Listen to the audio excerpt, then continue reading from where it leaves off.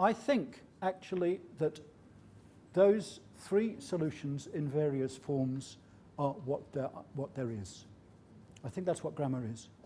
I think it's those three solutions, ordering, modifying words, and using grammatical words.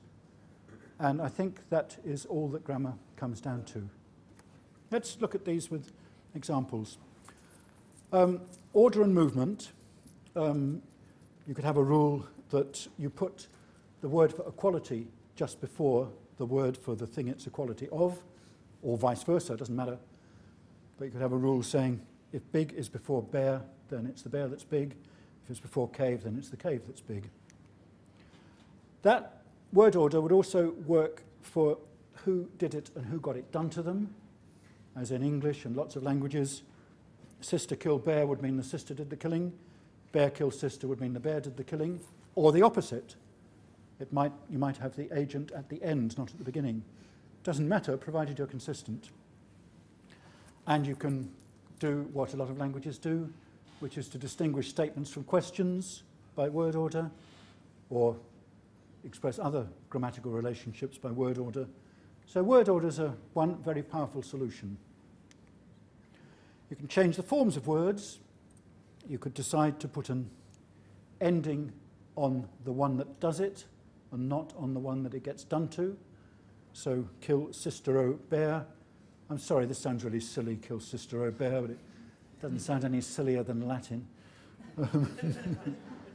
Kill sister o bear might mean sister was the agent, did the killing, and kill sister bear o, same word order, would mean the bear did the killing. And that is exactly what Latin does. Without changing the word order, the end of the word shows who did it, who got it done to them. You can show what goes with what by that trick.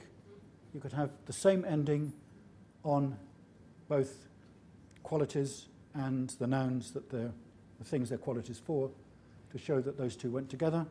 And you can change the forms by saying words on a different tone, so that bear cave and bear cave would mean different things, maybe question and statement, but you can perhaps think of other ways that could be used as well. Third solution is function words. You could have a little noise, a little word that you put after the agent, the one that does it. So kill sister ga bear would mean the sister did the killing. Kill sister bear ga would mean the bear did the killing. And there are languages that do that quite a lot. You could have all sorts of function words. You could have different function words to show that you're asking a question. Something isn't true. Or that something's uncertain. It was really late at night when I got to this bit.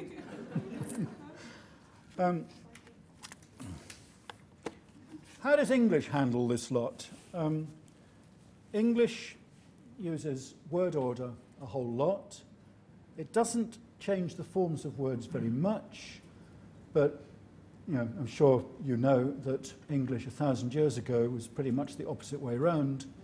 Words had lots of endings to show grammatical relationships, and word order was correspondingly much more free.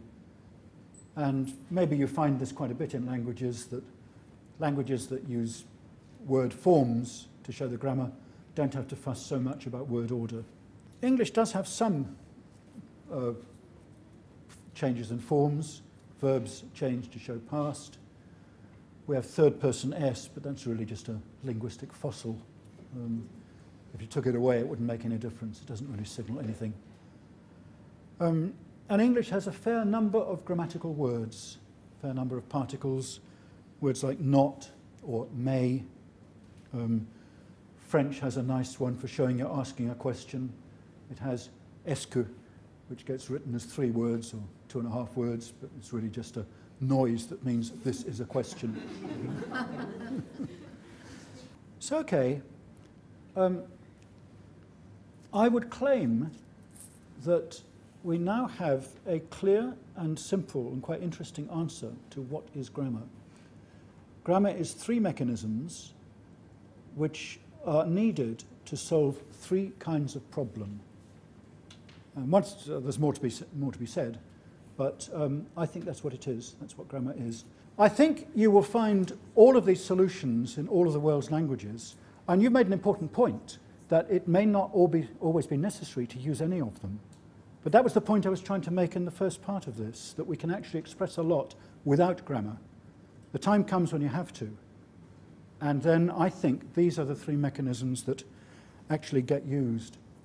It's interesting to look across languages, as you were, and to see which are the preferred solutions in different languages. English, word order is big, quite big.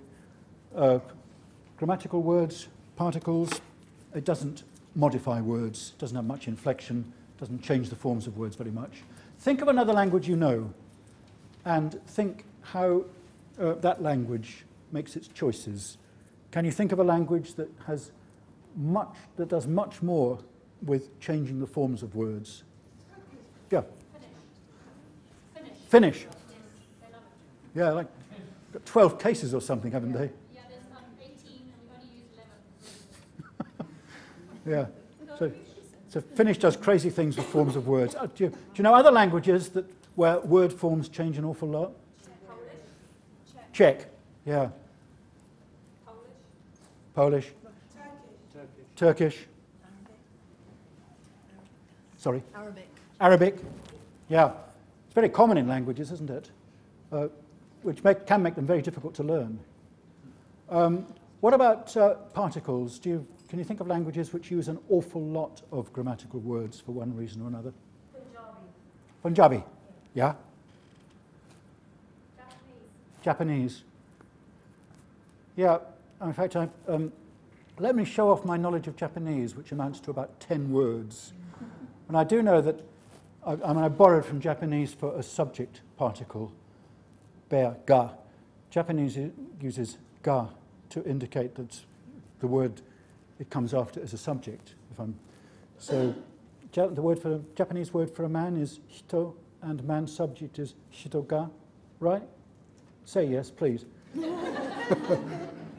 If it's the object, man is not hitoga, it's hito-o. If it's possessive, it's hito-no. If it's indirect object, it's hito-ni. If it's topic, regardless of grammatical function, it's hito-wa. And that's all my Japanese. Except I can make questions. You can say ka at the end of a statement, I'm told, and that becomes a question. But it seems that a lot of Far Eastern languages use particles a great deal, little grammatical words a great deal, more than we do. Politeness, social relationships are maybe indicated by little words that get thrown in, which foreigners never get right.